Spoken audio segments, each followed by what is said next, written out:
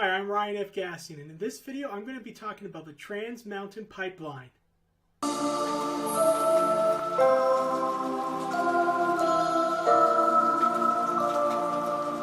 Right now, Justin Trudeau is fighting for the Trans Mountain Pipeline to be built between Alberta and British Columbia.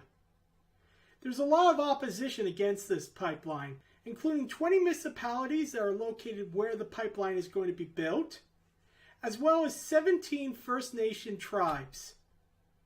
Now, BC is also concerned about this pipeline.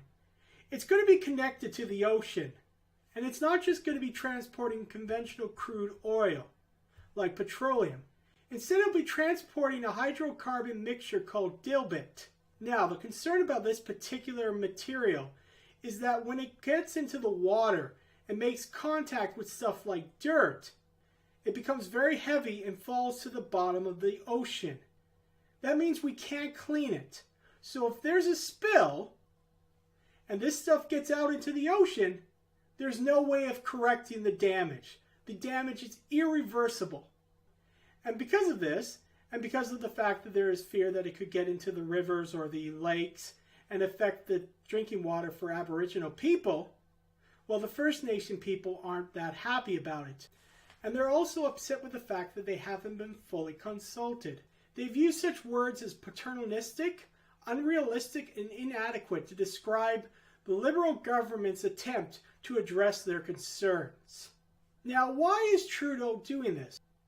He made a big deal that he was going to improve relationships with the First Nation people.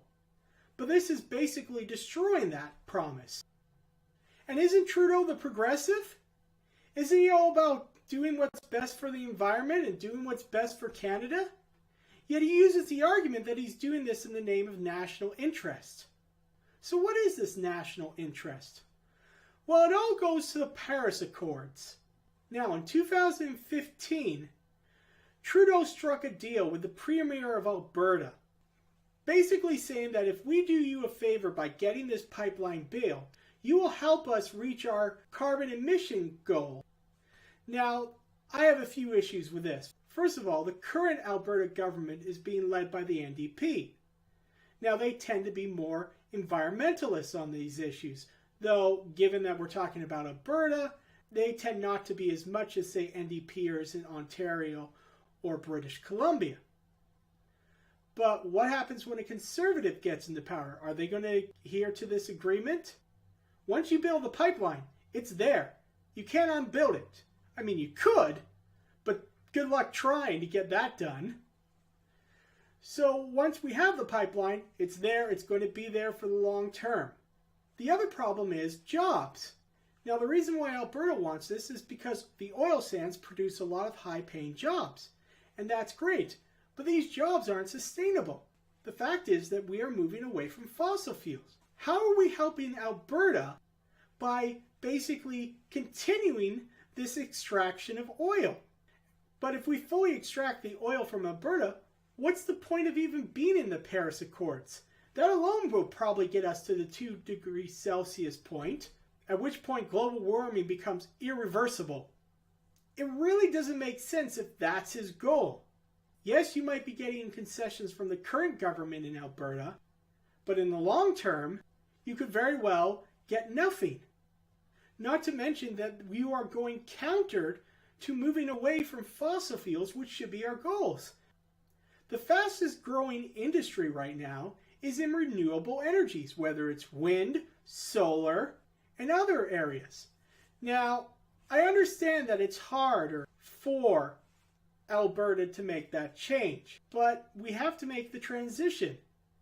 And isn't it better now to start investing in renewable jobs in Alberta rather than trying to maintain this monstrosity, which we call the oil sands, which are going to have to be phased out anyways, and which are going to just do more harm to the environment, and in the long term are going to push us away from Canada ever reaching its goals.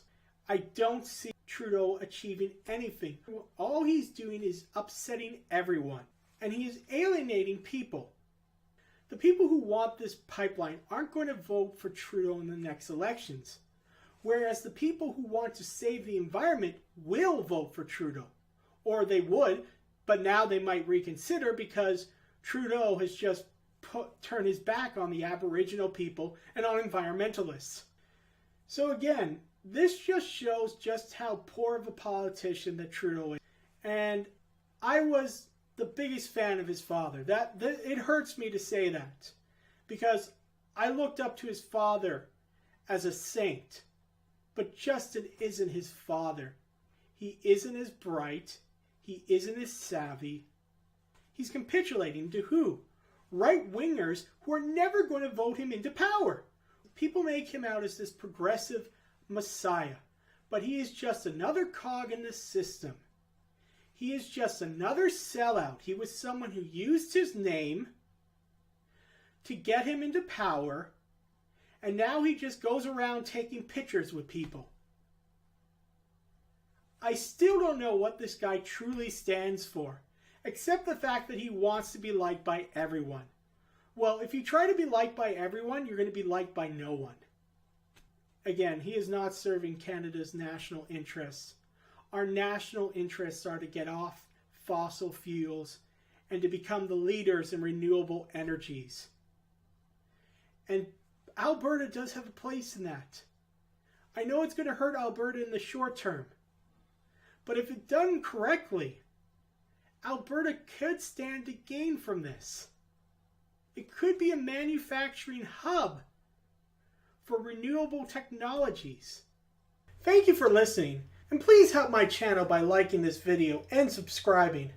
Oh, and visit my website at www.darknessinamerica.com to read my short stories about a future United States where people live in fear of inquisitors, telepathic assassins who police the populace for thought crimes.